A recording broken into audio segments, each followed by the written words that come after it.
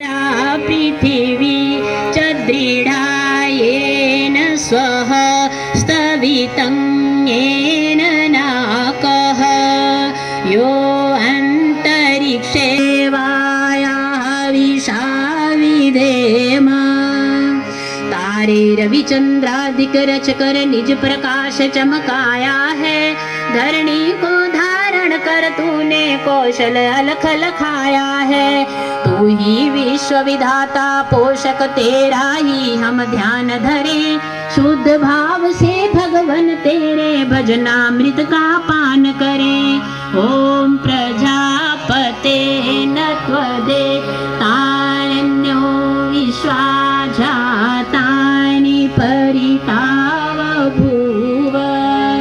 यत्कामास्ते जुहुमस्तन्नो अस्तु वयं श्याम पतयोरयि। तुझसे भिन्न न कोई जग में, सब में तू ही समाया है। जड़ चेतन सब तेरी रचना, तुझ में आश्रय पाया है। हे सर्वोपरि विभो विश्व का तूने साज सजाया है। हे तू रहित अनुराग दीजिए, यही भगत को भाया है। ओम सन्नो बंधुर्जनिता सविधाता धामानि वेद भुवनानि विश्वा। यत्र देवा अमृतम् मानशाना श्रुति